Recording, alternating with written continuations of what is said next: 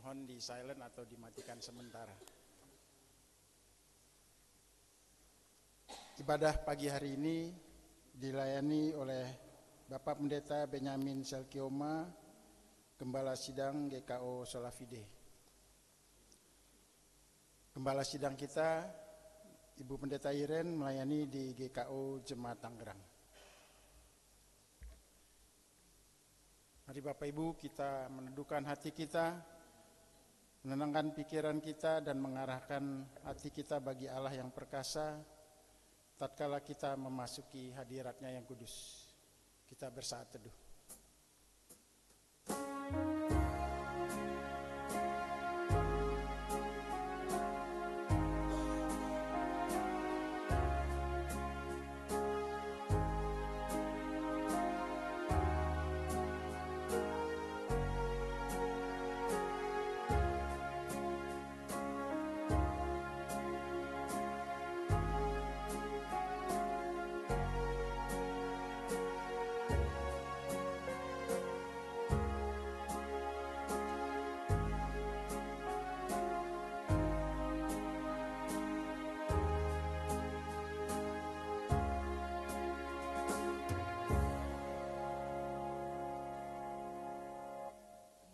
Jemaat kami undang bangkit berdiri, kita menyambut firman Tuhan dengan menyanyi dari Kidung Kesan 199 bait pertama dan kedua tiap tahun kembali.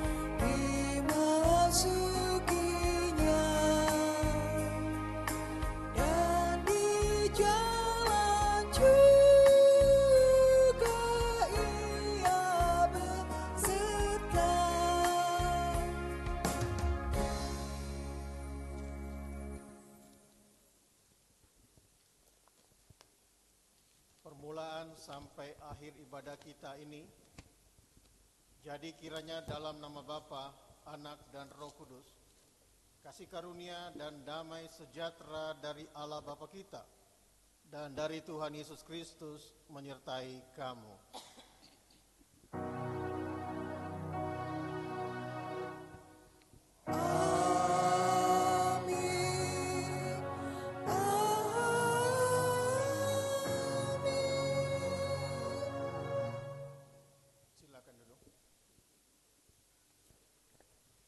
Nats pembimbing kita hari ini, mendasari kebaktian kita hari ini, firman Tuhan mengatakan seperti yang tertulis dalam Kolose 1 ayat yang 10, demikian firman Tuhan. Sehingga hidupmu layak di hadapannya, serta berkenan kepadanya dalam segala hal.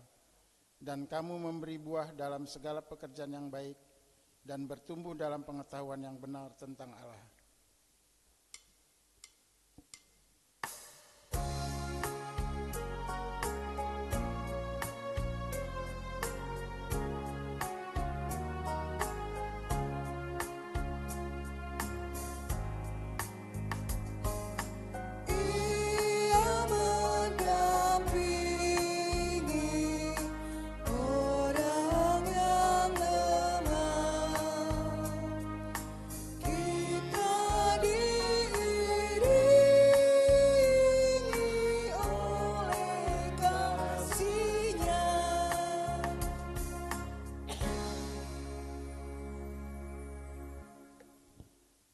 Kita merendahkan diri di bawah hukum Taurat menurut Matius 22 ayat 37 sampai 40, demikian firman Tuhan. Jawab Yesus kepadanya, Kasihilah Tuhan Allahmu dengan segenap hatimu dan dengan segenap jiwamu dan dengan segenap akal budimu. Itulah hukum yang terutama dan yang pertama. Dan hukum yang kedua yang sama dengan itu ialah kasihilah sesamamu manusia seperti dirimu sendiri. Pada kedua hukum inilah tergantung seluruh hukum Taurat dan kitab para nabi. Saudara-saudara, menurut tabiat kita yang lama, kita tidak dapat melaksanakan perintah-perintah itu dengan sempurna. Bahkan dalam banyak perkara, kita tidak mampu mengucap syukur dengan benar kepada Allah yang hidup. Namun berdasarkan firman Tuhan di dalam 1 Yohanes 1 ayat 8-9 yang berbunyi, jika kita berkata bahwa kita tidak berdosa, maka kita menipu diri sendiri dan kebenaran tidak ada di dalam kita. Jika kita mengaku dosa kita, maka Ia adalah setia dan adil, sehingga Ia akan mengampuni segala dosa kita dan menyucikan kita dari segala kejahatan. Saudara-saudara jemaat, di atas janji Tuhan ini, marilah kita mengaku dosa-dosa kita dan mempersekutukan kita dalam kekudusan Tuhan.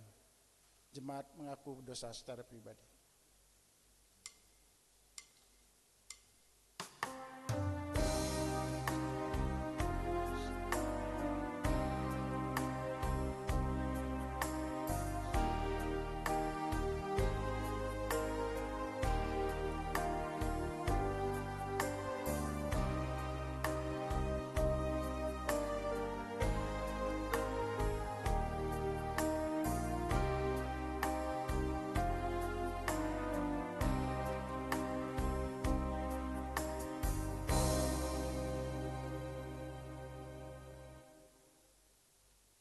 Marilah kita bersama-sama mengaku.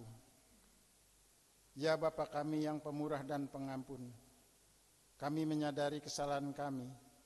Kami mengakui segala dosa yang telah kami perbuat terhadap-Mu maupun terhadap sesama kami, baik di dalam pikiran kami, perkataan kami, bahkan perbuatan kami. Terhadap Engkau sajalah kami telah berdosa dan melakukan apa yang Engkau anggap jahat. Kasihanilah kami ya Allah menurut kasih setia-Mu. Hapuskanlah pelanggaran kami menurut rahmat-Mu yang besar. Kami mohon kemurahan dan pengampunan-Mu dalam nama Yesus Kristus Juru Selamat kami. Amin. Berita anugerah. Marilah kita mendengarkan berita anugerah Tuhan dengan rasa hormat dan penuh syukur sambil berdiri. Saya selaku hamba Tuhan Yesus Kristus memberitakan bahwa pengampunan dosa sudah berlaku demi nama Bapa, Anak, dan Roh Kudus bagi setiap orang yang dengan sungguh-sungguh menyesal dan mengaku dosa-dosanya di hadapan Allah. Sesuai janjinya dalam Yesaya 1 ayat 18 sebagai berikut, marilah baiklah kita berperkara, firman Tuhan, sekalipun dosamu merah seperti kermizi, akan menjadi putih seperti salju. Sekalipun berwarna merah seperti kain kesumba, akan menjadi putih seperti bulu domba. Amin. Petunjuk hidup baru. Firman Tuhan terambil dari Amsal 3 ayat yang kelima yang berbunyi, percayalah kepada Tuhan dengan segenap hatimu dan janganlah bersandar kepada pengertianmu sendiri. Kiranya Roh Kudus menolong kita mewujudkan kemuliaan Allah. Amin.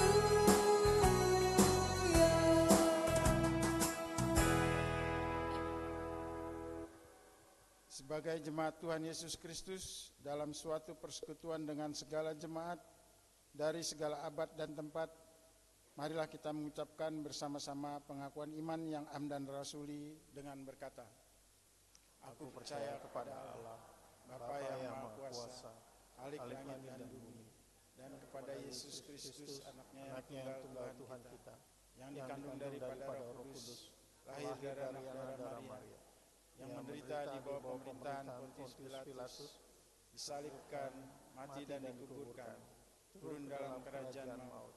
Pada hari yang ketiga, bangkit pula dari antara orang mati, naik ke surga, duduk di sebelah kanan Allah, Bapa yang Maha Kuasa, dan akan datang dari sana untuk menghakimi orang yang hidup dan yang mati. Aku percaya kepada Roh Kudus, gereja yang kudus dan am, persekutuan orang Kudus, pengampunan dosa, bangkitan daging dan hidup yang kekal. Amin. Jemaat silakan duduk. Jemaat Tuhan, kita akan mempersiapkan hati kita untuk mendengarkan firman Tuhan. Sebelumnya kita akan menyanyikan dari Kidung Keesan 394, bait pertama dan kedua, Biar ku tumbuh di batangmu.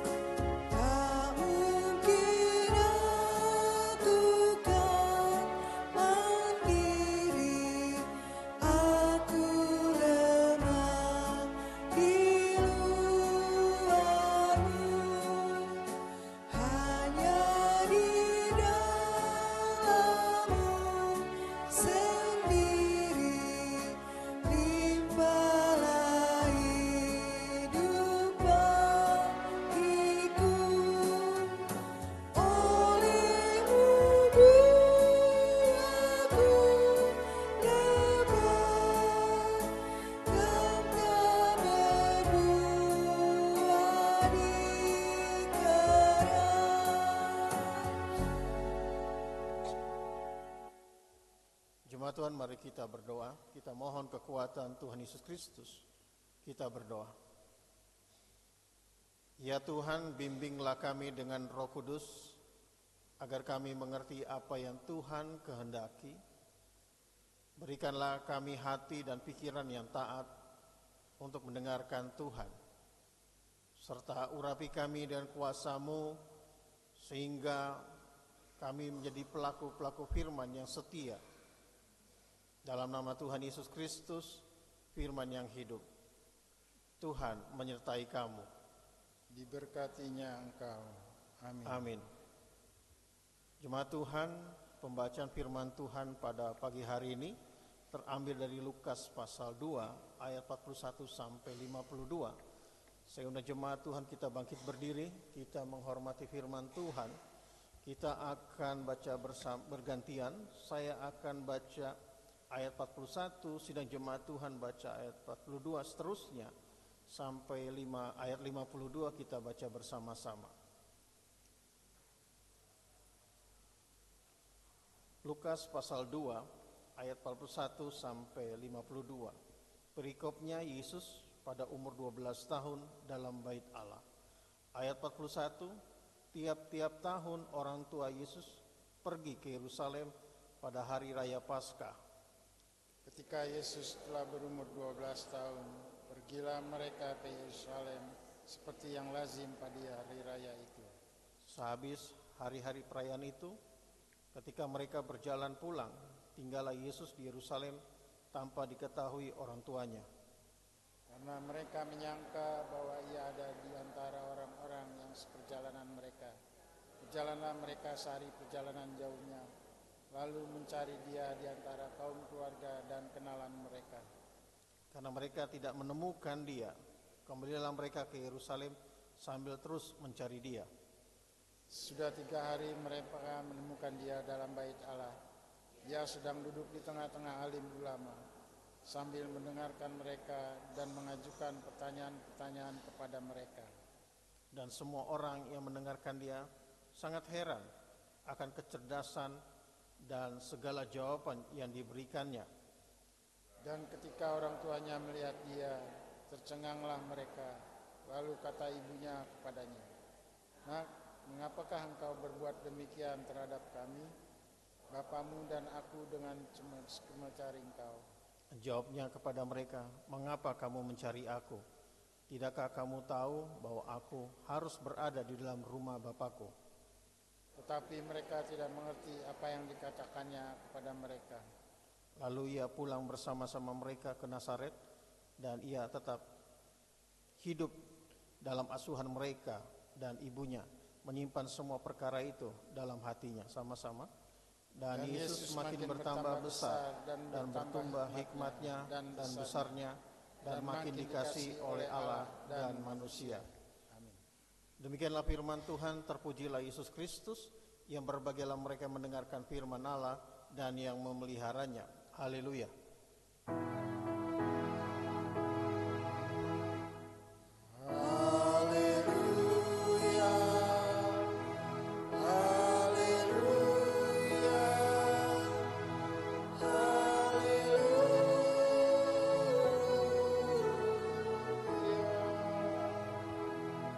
Silakan duduk. Shalom, selamat pagi. Apa kabar? Puji Tuhan. Selamat Natal bagi kita semua. Hari ini tema yang diberikan sinode bagi kita, bertumbuh dalam hikmat dan kasih. Bapak Ibu, saudara jemaat Tuhan yang terkasih dalam Yesus Kristus, di tema yang kita bersama-sama yaitu bertumbuh dalam hikmat dan kasih. Dalam pembacaan ini mungkin kita sering dengar, akan berulang-ulang. Tetapi mari kita melihat bagaimana tema yang diberikan sinode bagi kita untuk bertumbuh dalam hikmat kasih Allah tentunya. Kita melihat di mana Yesus waktu umur 12 tahun, dia sangat tertarik akan di rumah Tuhan atau di bait Allah. Ada satu ilustrasi Bapak Ibu, di mana ada seorang pendeta dibawa oleh malaikat.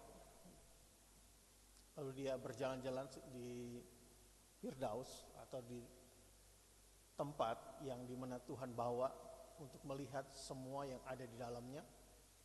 Dan malaikat itu tunjukkan setiap rumah yang dia lihat. Di depan rumah itu ada papan nama pemilik rumah. Jadi pendeta itu melihat setiap rumah itu ada namanya di depannya. Ada nama si A, si B, dan si C. Semua punya tempat, namanya masing-masing ada.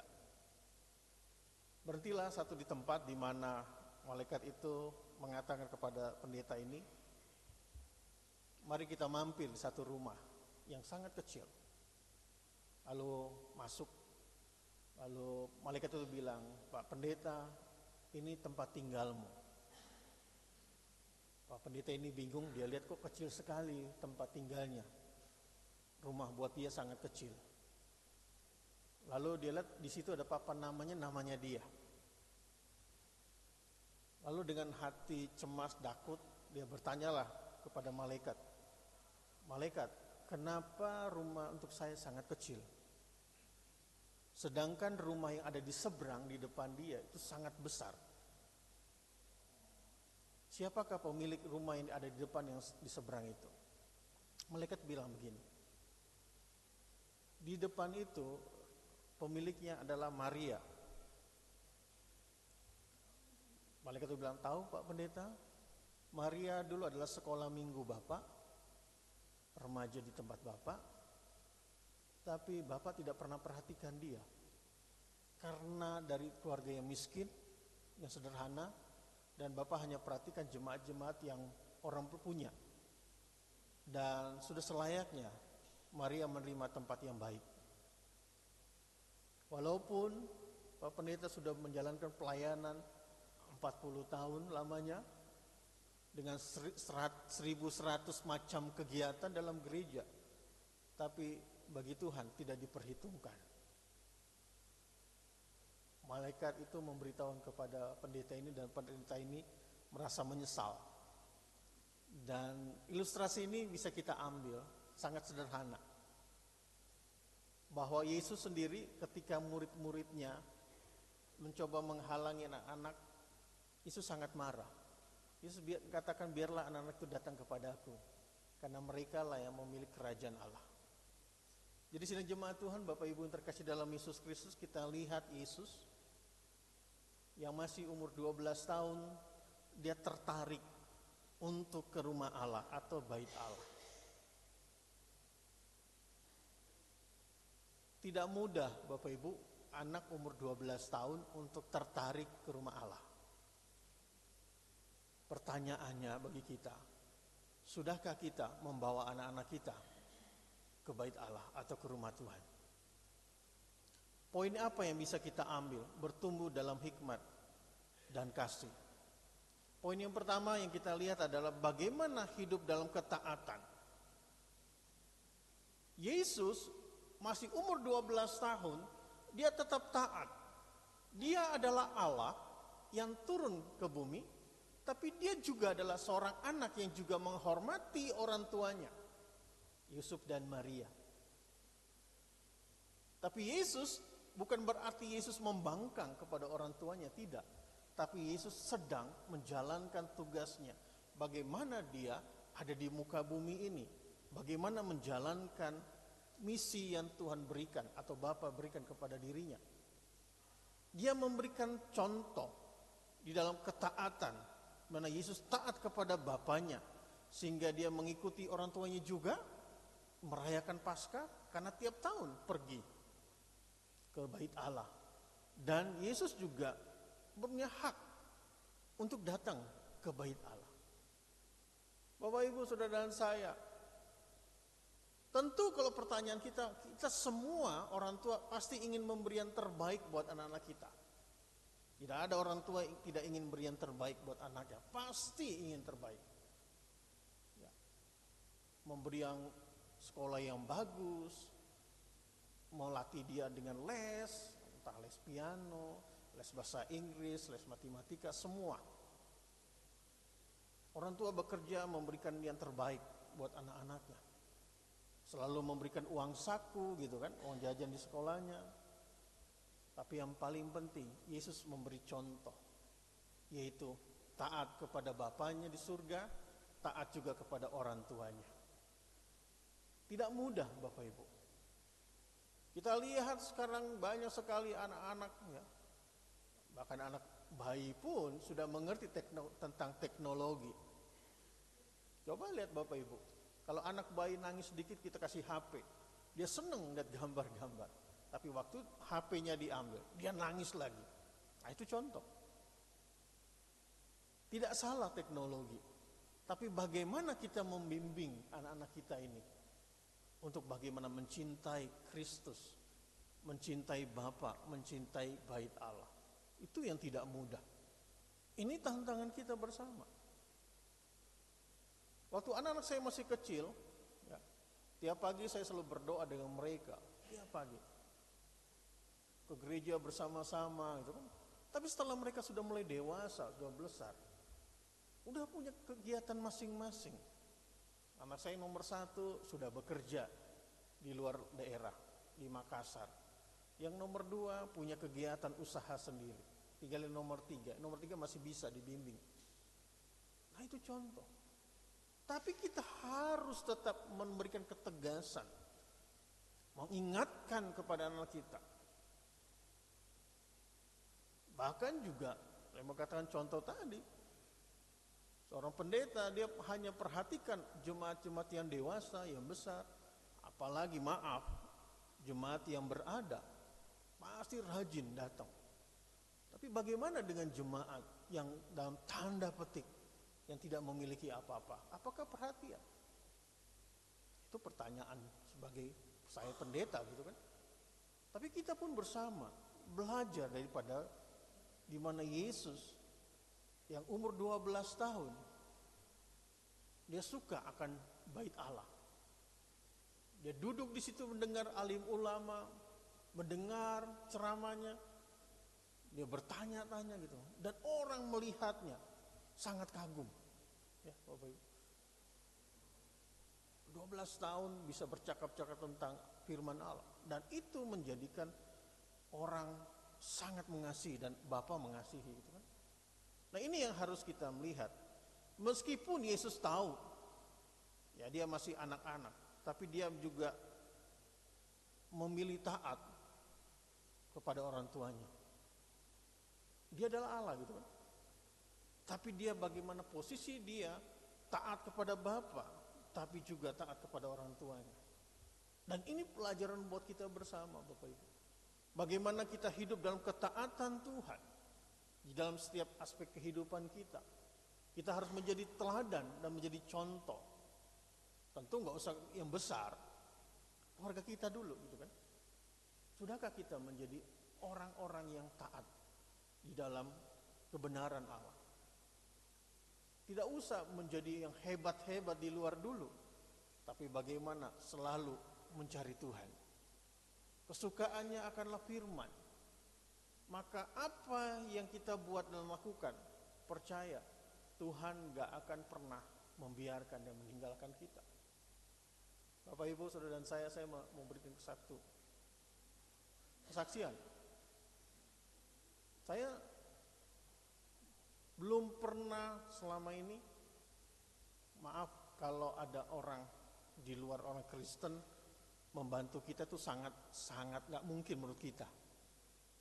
Ya, kalau seiman pasti kita pikir oh seiman, dia perhatikan, dia memberi itu wajar karena seiman. Saya selama 8 tahun mau jalan 9 tahun, ya saya nggak pernah berpikiran atau tidak menyangka-nyangka gitu orang yang tidak seiman sama kita atau dengan saya. Tiba-tiba malam-malam dia bilang begini, "Selamat malam Pak Benyamin, bisa tolong kirim rekening?" Saya kaget, karena saya pikir ini bukan seiman saya. Tapi di tempat saya selalu berusaha memberi teladan.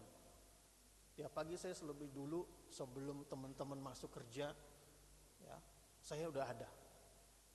Karena 6:30 kami apel pagi atau upacara bendera, karena di Angkatan Laut. Setiap pagi. Hari Jumat mereka istighosa, saya ibadah.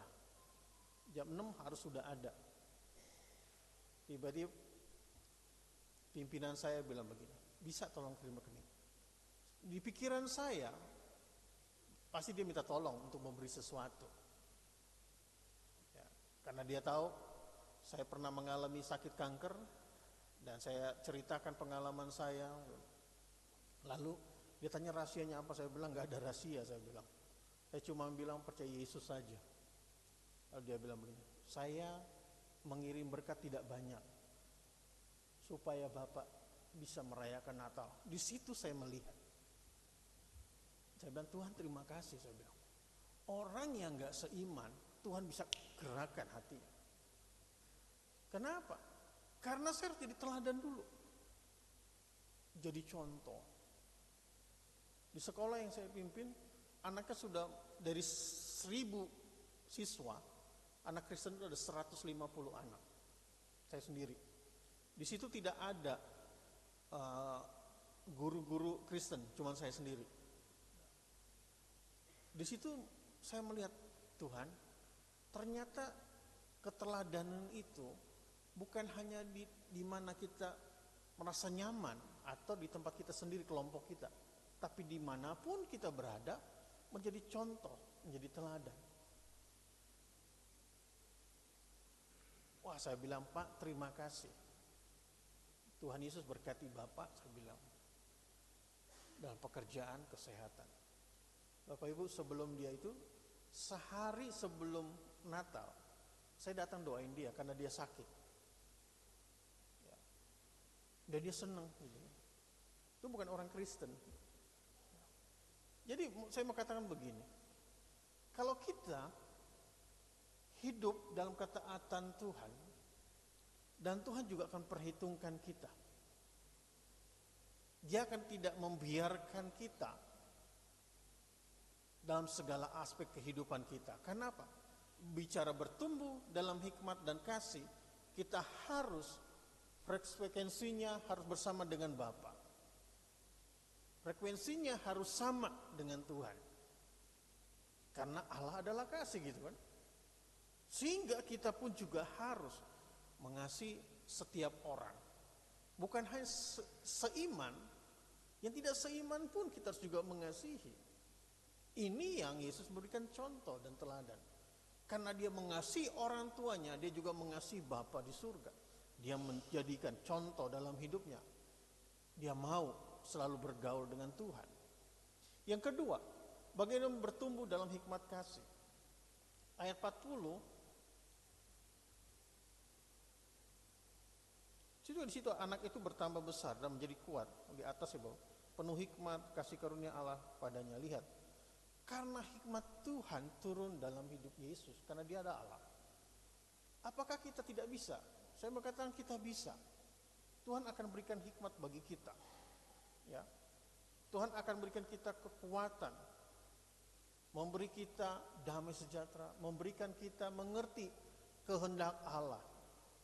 Asalkan kita hidup bergaul bersama Allah. Lihat Yesus yang berada di bait Allah, sebagai bukti dia lebih memilih bergaul dengan Tuhan daripada mengikuti Yusuf dan Maria pulang ke kampung. Kalau kita lihat ini, di satu sisi seakan-akan Yesus ini membangkang, tidak taat, gitu kan. Dia tinggalkan orang tuanya, tapi dia lebih senang di bait Allah, bercakap-cakap, mendengar alim ulama, daripada ikutin orang tuanya. Menurut kita, ini anak gak bagus menurut kita. Tapi bukan itu yang kita lihat. Kita jangan lihat satu sisi. Kenapa Yesus mau lakukan itu? Karena dia memberikan contoh tadi, bagaimana hidup bergaul bersama Allah, selain dia taat. Orang tuanya cari kan, pergi, pulang, dipikir Yesus ada bersama-sama dalam perjalanan itu. Ternyata nggak ada. Sadar Yusuf, lah kemana nih? Lalu pergi mencari. 3 hari baru ketemu. Ternyata di bait Allah. Yesus tanya, mau apa? Maria kata, tidak tahu, kamu ayahmu, ibumu mencari engkau. Yesus jawab lagi dong. Bukankah kau tahu, aku ada di rumah Allah atau bait Allah, kesukaannya. Bapak Ibu, saudara dan saya, pertanyaannya bagi kita, bagaimana dengan anak-anak kita? Apakah masih suka akan firman Tuhan? Atau masih suka bersama dengan orang tua dalam rumah ibadah? Ini tantangan kita. Maaf, mungkin anak-anak kita karena sudah besar dewasa, dengan segala kegiatannya, dengan teknologi yang canggih, semua orang pasti ingin yang terbaik, tadi saya bilang, orang tua. Tapi mari, apakah anak-anak kita sudah selalu mencari Tuhan? Saya mendisiplin anak-anak, murid-murid ya. Kalau ibadah itu saya perintahkan mereka harus bawa Alkitab. Walaupun di HP ini ada Alkitab, tapi saya bilang harus bawa Alkitab. Ibadah kami 2 kali, pagi 6:30 sampai jam 8, ibadah kedua jam 12 sampai jam 1. Saya perintahkan anak bawa Alkitab. Pertama awal-awal Bapak Ibu sangat susah, anak-anak remaja. Ya. Kasih tahu masih aja membangkang 2 kali. Lalu saya punya mendisiplin mereka, saya bilang kepada mereka, yang tidak bawa Alkitab, maka akan berdiri bersama Bapak di tempat saya khotbah. Oh banyak, hari pertama berdiri semua. Saya nggak marah, tunggu situ sampai saya selesai. Ada di samping kanan kiri. Pak capek pak, kan baru sebentar, belum 15 menit udah capek. Bapak ngajar di kelas kalian, saya ngajar Bapak Ibu dari Senin sampai Jumat itu 24 ruangan kelas. 3 jam, dari jam 7 sampai jam 3 sore. Berdiri. Capek. Lalu saya bilang anak-anak, baru segitu capek, Bapak per kelas kalian 3 jam. Saya nggak marahin, saya nggak pukul, saya nggak marah, cuma saya mau ngajar disiplin mereka. Begitu lanjutnya, bulan berikutnya, sampai hari ini tidak ada lagi yang tidak bawa Alkitab, semua bawa Alkitab. Jadi kalau udah dibilang di grup, besok ibadah, saya nggak perlu ngomong lagi repot. Saya suruh ketua Roh Kristen bilang, besok ibadah pagi jangan lupa bawa persembahan dan Alkitab. Udah, langsung di grup ngomong, di kelas 10, 11, 12 mereka udah tahu. Jadi saya datang, saya perintahkan yang memimpin pujian siapa, bawa persembahan siapa, udah saya kasih tahu, udah latih mereka, udah. Jadi kalau waktu khotbah, udah saya cek. Saya cuma bertanya, ada yang tidak bawa Alkitab hari ini? Kalau tidak bawa Alkitab silakan berdiri. Nggak ada. Pertama tadi saya berat. Anak-anak remaja seusia itu ya kritis, membangkang, berontak, nah itu. Tapi juga saya mendekati mereka. Saya selalu katakan kepada mereka, engkau anak-anak saya. Ya. Bapak Ibu lihat, ketika ada anak-anak yang bermasalah, saya selalu dipanggil di ruang BK. Kalau anak Kristen. Ya. Satu kali ada seorang anak ini agama bukan agama Kristen. Ya. Dia Buddha. Jadi di kelas saya itu ada yang Buddha, ada Hindu, ya, belajar sama saya, kelas saya. Saya tanya, bagaimana dengan orang tuamu? Gak apa-apa pak. Ya udah. Nah satu kali anak yang Buddha, anak remaja ini masih, ya begitu, sedang bertumbuh. Dan dia punya teman yang sangat dekat atau spesial. Anak ini sangat cantik Bapak Ibu. Saya selalu katakan kepada dia, nak, jangan pacaran dulu ya nak. Padahal teman-temannya udah pada pacaran gitu. Saya bilang jangan ikut anak-anak. Waktu masih jauh, masih panjang perjalananmu nak. Iya pak, ya. Selalu saya nasihatin. Nah satu ketika anak ini anak yang dari broken home Bapak Ibu, ya. Kehilangan figur ayah, kehilangan figur kasih, bapak di rumah tidak ada. Karena dia punya teman spesial laki-laki yang perhatikan dia, ya dia luluh gitu. Nah tanpa sengaja teknologi ini Bapak Ibu, kita pasti semua pakai teknologi, pakai media sosial, TikTok. Temennya sedang pakai TikTok di jam istirahat, tanpa dia sadari teman di belakang tadi, anak tadi sedang dipeluk begini. Masuklah di media sosial TikTok, rame. Lalu saya nggak tahu, tiba-tiba BK panggil saya, ruang BK panggil, Pak Beni bisa ke ruang BK. Oh iya bisa. Saya datang langsung ditunjuki, Pak Beni ini anaknya, dikasih lihat. Saya kaget. Saya bilang kepada dia, nak, bukankah Bapak sudah kasih tahu kamu? Hati-hati. Ya, semua udah persalahkan anak ini. Udah marahin dia habis-habisan gitu. Saya lihat temannya yang laki itu ketawa. Terus saya bilang, kamu jangan ketawa, saya bilang. Ini serius, saya bilang. Kamu merusak anak orang. Pak, saya nggak ngapain. Walaupun nggak ngapa-ngapain, kamu peluk dia, tapi di media sosial orang lihat, saya bilang. Datang guru agama yang lain, wakil kepala sekolah, dilihat anaknya, ini cantik, ini pasti anaknya Pak Beni. Terus saya bilang, iya, dia anak saya bilang. Langsung dirapat kemarin, semua protes para guru-guru. mereka punya keputusan keluarkan kedua anak ini, khususnya yang perempuan. Terus saya bilang, saya mau bicara. Boleh? Boleh. Saya bilang yang pertama kita sebagai guru, Bapak Ibu, kita harus menjadi teladan. Yang kedua saya bilang, tolong anak-anak yang bermasalah ini. Bukankah kita sebagai guru menolong mereka? Keputusan sekolah mengeluarkan anak. Saya bilang, saya tidak setuju mengeluarkan anak ini. Kalau kita keluarkan anak ini, nama sekolah kita pun tercoreng, saya bilang. Kita sekolah akreditasi A, sekolah keunggulan di bawah TNI Angkatan Laut. Kalau kita mau bicara adil, keluarkan dua-duanya, saya bilang. Berat sebelah. Karena yang laki itu dari anggota TNI bapaknya dan juga pengurus masjid. Saya protes. Saya bilang, Bapak Ibu, anak ini, kebetulan namanya Fioren. Saya bilang, anak ini memang bukan anak Kristen, tapi dia belajar sama saya, pelajaran agama, ikut ibadah sama saya. Dia juga anak saya bilang. Saya bela di dalam rapat itu habis-habisan, Bapak Ibu. Saya sendiri yang tidak setuju mengeluarkan dia. Saya bilang, berikan anak itu kepada saya akan didik dia. Selesai Bapak Ibu. Bagi rapot saya bilang, tidak ada yang keluarkan dia, saya bilang.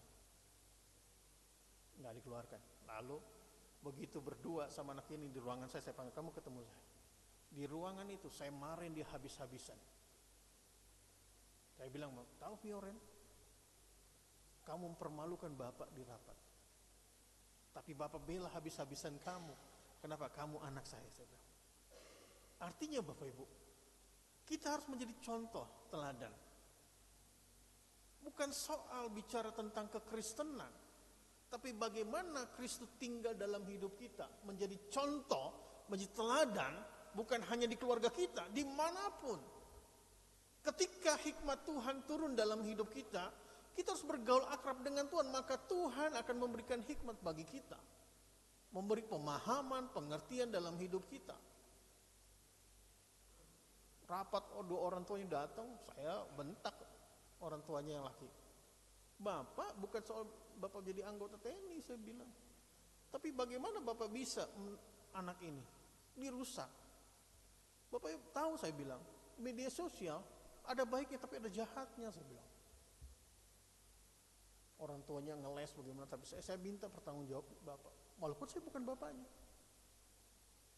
Wah, ibunya berterima kasih sama saya. Saya bilang, Bu, aku bukan berterima kasih. Saya ingin anak ini dibimbing. Bapak Ibu lihat. Jadi saudara dan saya ketika kita bertumbuh, ya, bertumbuh secara sehat. Yesus bertumbuh secara sehat. Terus sampai usia 12 tahun. Fisiknya bertumbuh. Dan juga bertumbuh secara aspek kerohaniannya. Yaitu kerohaniannya bersama Bapa dalam rumah Tuhan. Demikian hidup saudara dan saya. Ketika kita ingin bertumbuh dalam hikmat dan kasih, kita harus taat dan juga bergaul akrab dengan Allah. Sehingga Tuhan akan memberikan kita hikmat. Seperti Yesus, dia memilih bergaul dengan Tuhan, tapi dia juga akhirnya tetap mengikuti orang tuanya. Karena dia posisi dia sebagai anak di Israel, Bapak Ibu pendidikan di Israel, umur 0 sampai umur 12 tahun belajar tentang adat istiadat Taurat. Belajar. Nah, Yesus ada hidup di dalam tradisi Yahudi, melakukan kegiatan itu. Makanya Tuhan Allah berfirman, ya, melalui Musa, selalu ingatkan kepada jemaat atau umatnya, perkatakan firman. Ketika engkau berjalan, ketika engkau berdiri, ketika engkau mau tidur, ketika engkau bangun tidur, mau makan, itu diperkatakan terus. Firman Allah. Satu kali saya di Sulawesi, Bapak Ibu, ada satu rumah, kebetulan rumah itu rumah majelis. Ketua majelis di satu gereja. Di semuanya tuh setiap tembok, dinding tuh ada firman Tuhan. Dia tulis firman Tuhan, dia tempel. Tiap hari saya lihat firman Tuhan ada di pintu kamar, di ruang tamu, pintu masuk itu selalu ada. Setelah hampir 20 tahun saya ketemu lagi, anak-anaknya atau dari anak majelis ini, anaknya semua berhasil. Berhasil. Disitulah rahasianya. Memperkatakan firman bukan hanya mulut, tapi di dinding kamar anaknya, ruang tamu, ruang makan itu ada firman, dia tulis, tempel. Jadi mungkin anak itu baca firman tiap hari. Anaknya cuma 2, laki-laki. Dan mereka dua-dua ini berhasil. Tidak mudah. Mari bersama-sama untuk bertumbuh dalam hikmat kasih. Kita hidup bergaul bersama Tuhan. Yang ketiga, ya, bagaimana bertumbuh dalam hikmat dan kasih. Ayat 46. Sesudah 3 hari mereka menemukan dia dalam bait Allah. Ia sedang duduk di tengah-tengah alim ulama sambil mendengarkan mereka mengajurkan pertanyaan-pertanyaan kepada mereka. Lihat, Yesus itu mendengar para alim ulama, mendengar dengan baik, lalu juga mengajukan pertanyaan-pertanyaan yang tidak menurut logika mereka. Anak 12 tahun mempertanyakan sesuatu tentang kerajaan Allah. Dan akhirnya mereka takjub. Poin yang ketiga adalah bagaimana hidup dalam firman. Yesus mendengarkan firman dari alim ulama dan berdiskusi tentang firman. Hikmat lahir dari perenungan firman Allah, bukan dari kepintarannya. Bapak, Ibu, Saudara dan saya, bukan kita hebat gitu kan, bukan kita pintar. Tapi bagaimana kita merenungkan firman Tuhan, mendengar firman Tuhan dan menerapkannya dalam hidup kita, maka Tuhan yang akan membimbing kita. Seperti Musa, Tuhan perintahkan Musa ketemu dengan Firaun. Musa bilang apa? Aku tidak pandai bicara atau petah lidah gitu kan dulu. Tapi Tuhan bilang, kerjakan, lakukan. Nanti abangmu Harun yang akan menemani. Bapak, Ibu, Saudara saya, Tuhan tidak mencari orang pintar. Banyak orang pintar di dunia ini, Bapak Ibu, banyak. Tapi pertanyaannya, adakah orang-orang itu hidup dalam firman? Alangkah berbahagianya orang yang udah pintar hidup dalam firman. Wah, itu luar biasa. Orang yang hebat-hebat di luar sana banyak. Bapak Ibu, orang terkaya di dunia ini salah satunya adalah Elon Musk. Ya. Siapa yang tidak kenal Elon Musk? Orang yang terkaya, orang hebat, orang pintar. Ya. Dia menciptakan mobil listrik, ya, Tesla, yang sekarang di Indonesia juga banyak gitu kan. Dia menciptakan. Dia menciptakan pesawat ulang-alik tanpa awak turun ke bumi. Dia menciptakan. Tapi coba lihat kehidupan keluarganya. Hancur berantakan. Kenapa? Karena dia bangun kerajaannya, bukan kerajaan Tuhan. Anaknya sendiri, anak kandung sendiri merubah jati dirinya jadi transgender. Ya. Ngeri ya Bapak Ibu. Ada lagi di media sosial, Bapak Ibu pasti tahu, saya nggak perlu sebut. Seorang YouTuber terkenal, seorang wanita,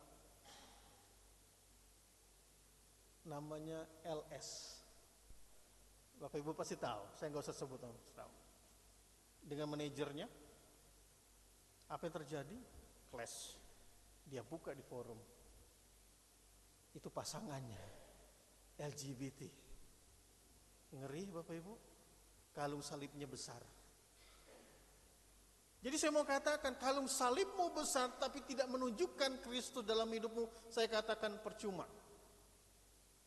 Termasuk pendeta yang khotbah di mimbar pakai kalung salib besar tapi tidak hidup dalam firman Tuhan, saya katakan omong kosong. Ya Bapak Ibu. Bukan salibnya besar lalu setan bisa kabur, enggak. Pertanyaan saya bagi kita saudara dan saya, Apakah setan tidak ada dalam gereja? Ada.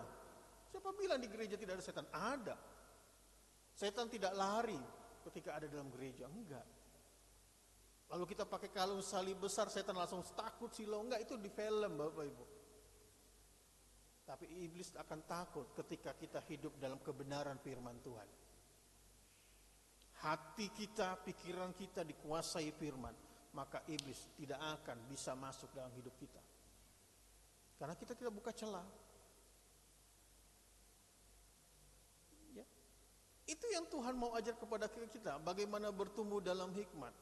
Tentu kasih-Nya, yaitu kita harus hidup dalam kebenaran firman Tuhan. Maka percaya saja, Yesus memberikan contoh, ya, hidup dalam firman, dia memberikan taat, contoh teladannya, hidup bergaul, dan hasil endingnya kita lihat. Semua diberikan oleh Bapa di surga. Yesus menghormati Bapa di surga, taat. Yesus juga menghormati Yusuf dan Maria. Seperti Elkana dan Hana. Waktu Hana di bait Allah berdoa semalam-malaman kan, karena tidak memiliki keturunan. Eli pikir ini mabuk anggur gitu kan. Sudah nak pulang kata, pasti kamu mabuk anggur. Tidak Bapak kata, aku sedang berdoa. Wah, dia berdoa semalam-malam. Lalu di situ mengerti Eli, pulanglah, tahun depan kau akan memiliki anak. Dan puji Tuhan, melahirkan anak Samuel. Dan di situ Hana mengatakan, akan kuberikan ke rumah Tuhan Samuel. Bapak Ibu, mari kita yang punya anak-anak kita serahkan ke Tuhan. Saya tidak menyuruh anak-anak kita harus jadi pendeta semua, enggak. Maaf, banyak orang-orang tua menyerahkan sekolah teologi karena tadi nggak bisa apa-apa, kurang pandai, sakit-sakitan, masuk sekolah teologi. Dan saya mau mengatakan, kita hanya ngasih sisanya buat Tuhan. Ya, enggak. Sekolah teologi itu panggilan Bapak Ibu. 3 anak saya katakan mana saya bilang gitu.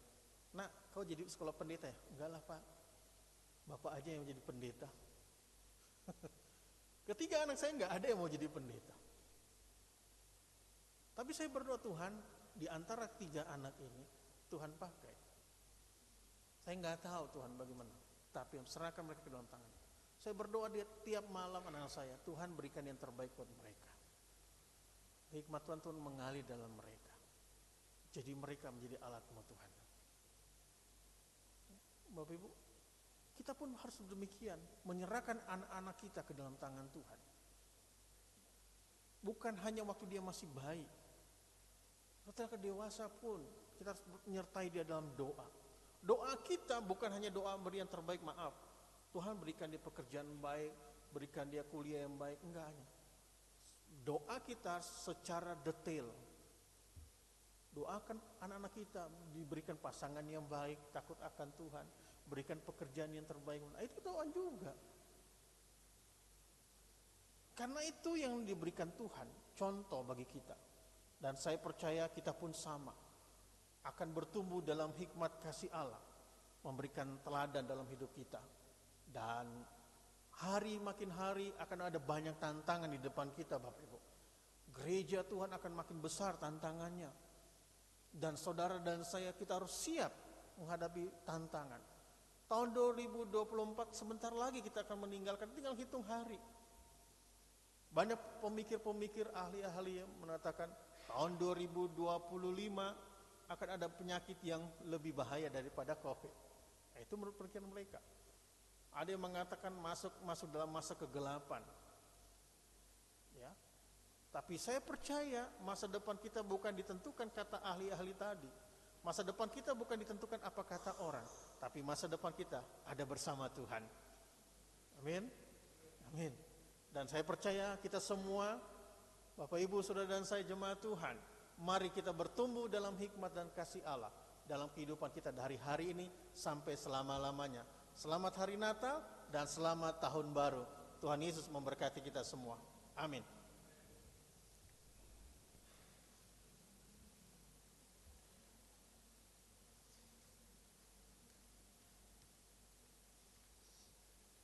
Bapak Ibu jemaat Tuhan, mari kita nyanyikan dari Kidung Keesaan 394 bait yang keempat.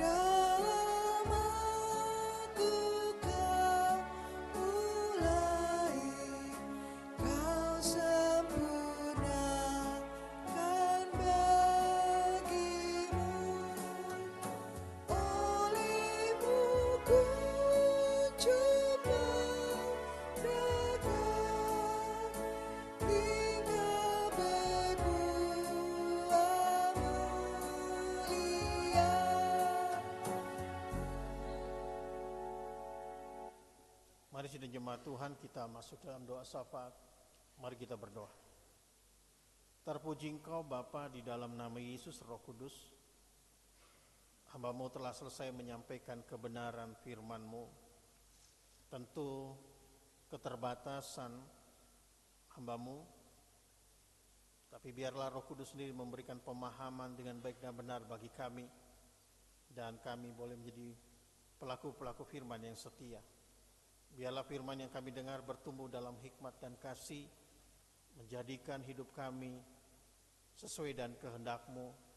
Selalu kami punya kerinduan bergaul akrab dengan-Mu bersama Bapa dan firman-Nya. Dan kami mau menjadi pelaku-pelaku firman yang hidup.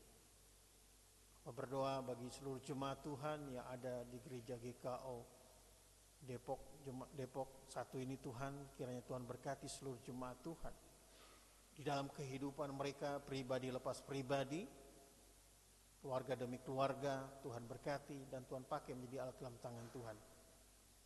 Dan apapun yang mereka sedang hadapi dan pergumulan mereka, hamba serahkan ke dalam tangan Tuhan. Biarlah di dalam Yesus ada jalan keluar, di dalam Yesus ada kemenangan, di dalam Yesus ada kesembuhan. Terima kasih ya Tuhan, hamba berdoa bagi keluarga-keluarga, baik itu keluarga Ibu Elizabeth Mulyadi Krama Sunario, keluarga Saudari Penatua Dr. Mesati Magdalena Gulo, keluarga Bapak Januar Aribona Hutahuruk, keluarga Ibu Minauli Situmorang Boru Sima Marta, keluarga Ibu Sarah Suprihatin, keluarga Ibu Sarmolina Sijabat, keluarga Bapak Max Kumolontang, keluarga Bapak Bejo Kristanto, keluarga Bapak Jalu Utomo Diso, keluarga Bapak Penatua Sudio Hidayat. Ke-10 keluarga ini hamba serahkan dalam tangan Tuhan. Kiranya Allah memberkati di dalam segala hal, beri kesehatan, berkati dalam tiap-tiap rumah tangga mereka, dan apa saja mereka hadapi, pergumulan mereka masing-masing, Tuhan memberikan jalan keluar, dan pakai seluruh keluarga ini menjadi alat dalam tangan Tuhan. Terima kasih ya Tuhan, hamba berdoa untuk Gembala Sidang, Ibu Pendeta Iren, Tuhan berkati beliau, kesehatannya, beserta keluarganya, suami dan anaknya, Tuhan berikan kesehatan selalu, dan berkati dalam pelayanannya, dan apa saja yang dikerjakan Tuhan memberkati dan membuatnya berhasil. Tak lupa untuk seluruh majelis para penatua beserta keluarganya, Tuhan berkati segala hal, baik itu dalam pekerjaan, dalam rumah tangga, kesehatan, dan apa saja yang sedang mereka hadapi dan pergumulan mereka kami serahkan dalam tangan Tuhan.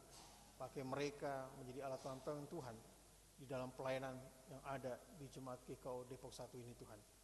Hamba berdoa juga untuk para pekerja gereja beserta keluarga. Tuhan berkati mereka yang bekerja di gereja dan keluarga mereka, dan pergumulan apapun hamba berdoa dalam nama Yesus Engkau memberkati mereka, kesehatan mereka.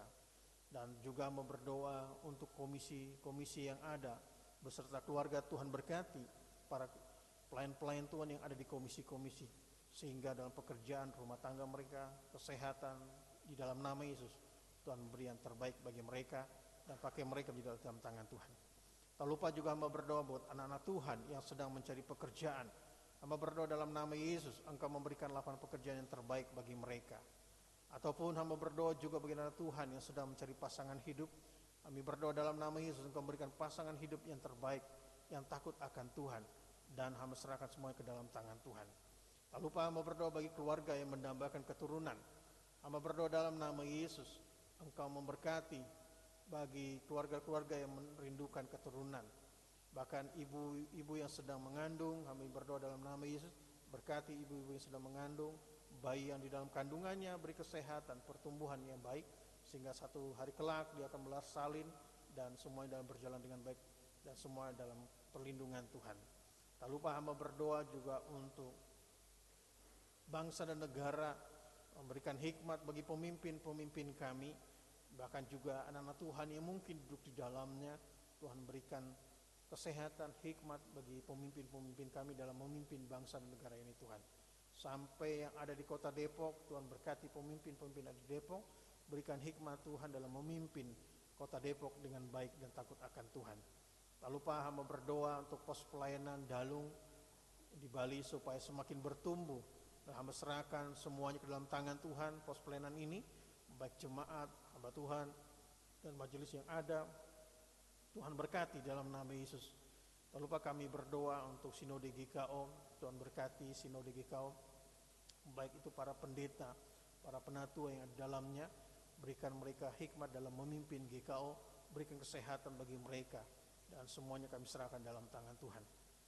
Tak lupa juga Tuhan kami berdoa ibadah malam tahun baru tanggal 31 Desember 2024, ibadah tahun baru tanggal 1 Januari tahun 2025, dan Natal Pelpri Sinode tanggal 11 Januari 2025, Natal Pemuda pada tanggal 18 Januari 2025. Kami serahkan kegiatan-kegiatan ini ke dalam tangan Tuhan. Biarlah semua berjalan dengan baik di dalam nama Yesus, dan semuanya dalam kasih dan anugerah-Mu Tuhan.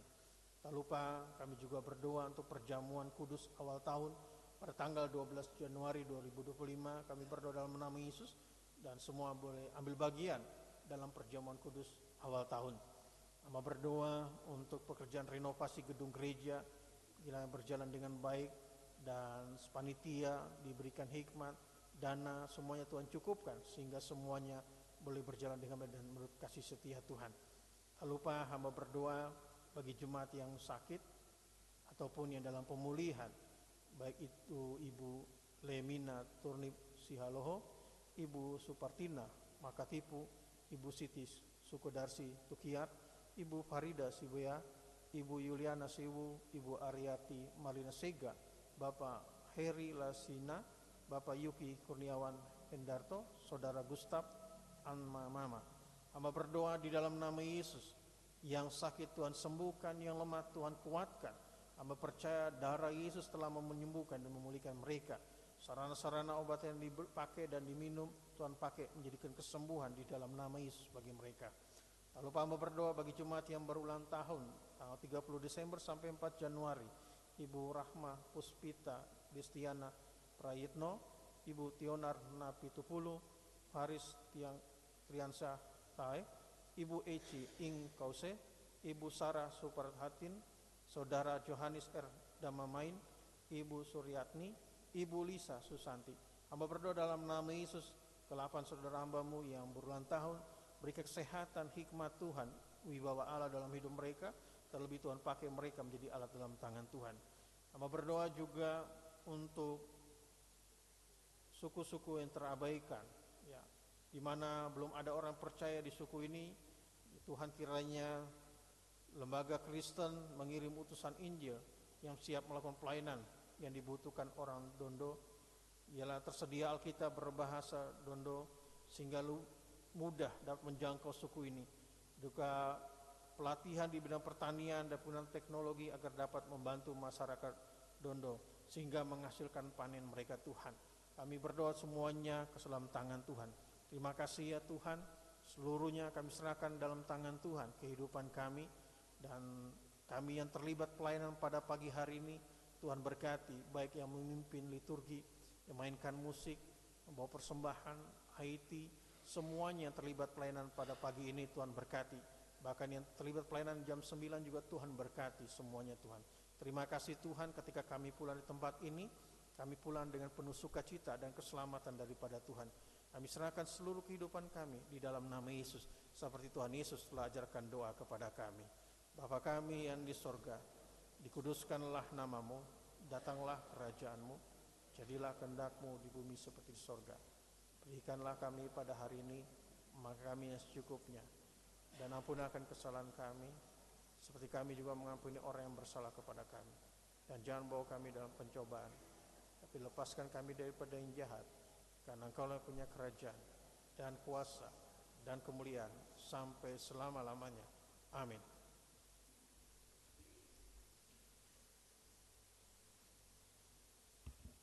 Bapak Ibu Jemaat, marilah kita mengucap syukur kepada Tuhan dengan persembahan kita, sambil mengingat kata Alkitab dalam Amsal 3 ayat yang 9 dan 10, demikian firman Tuhan.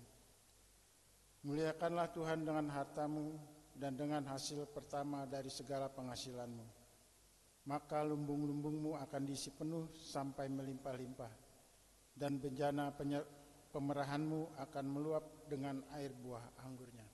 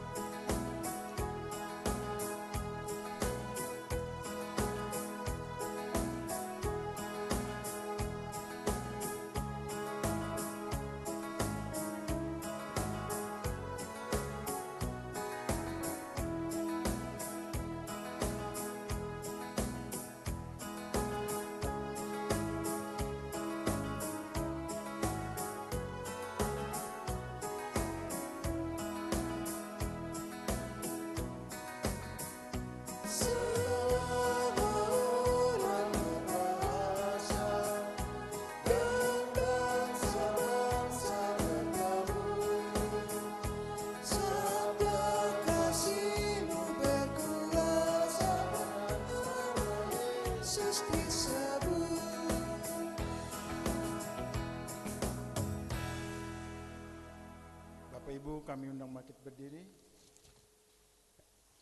Kita mengucap syukur dalam doa yang kita ucapkan bersama-sama. Ya Tuhan, terimalah persembahan syukur kami ini, yaitu dari umat yang telah Tuhan selamatkan. Jadikanlah persembahan syukur ini menjadi suatu berkat bagi pelayanan kasih dan keadilan. Amin.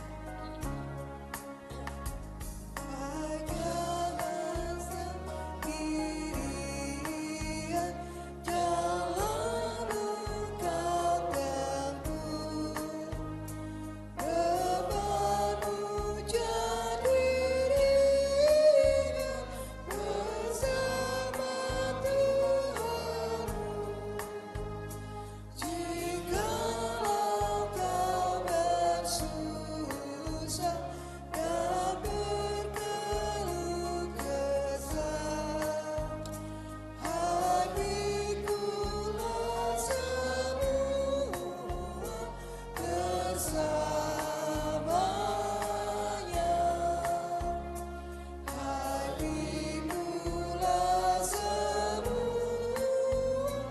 kesannya.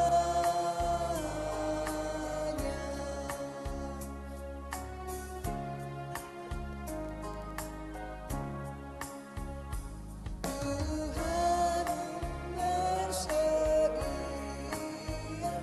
menjadi kawanmu dengan menyambut dia, hatimu pun sembuh. Karena tak ia hapus dan jiwamu lega. Arahkanlah matamu kepadanya. Arahkanlah matamu kepadanya.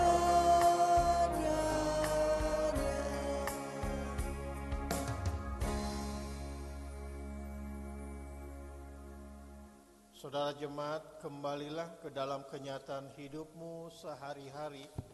Taatilah firman Tuhan. Nyatakanlah kasih Tuhan Yesus Kristus bagi sesama insan dan terimalah berkat Tuhan. Damai sejahtera Allah yang melampaui segala akal akan memelihara hati dan pikiranmu dalam Kristus Yesus. Amin.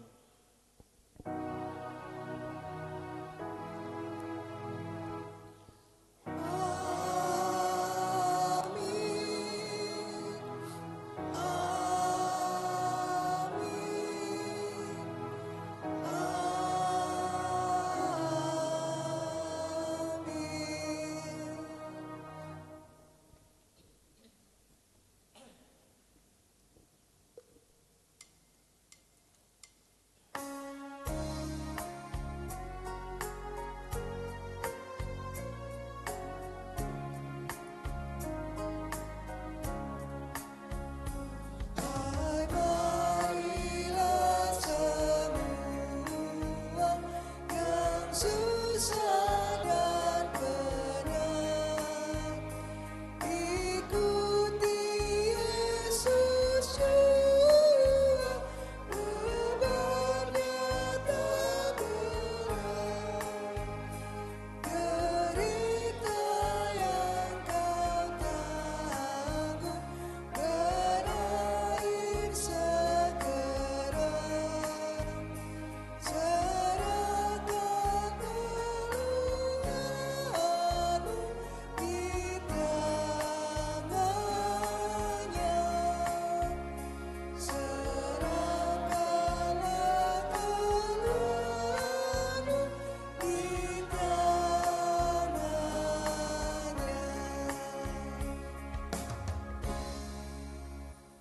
Jemaat bersatu teduh, selamat hari Minggu, Tuhan Yesus memberkati.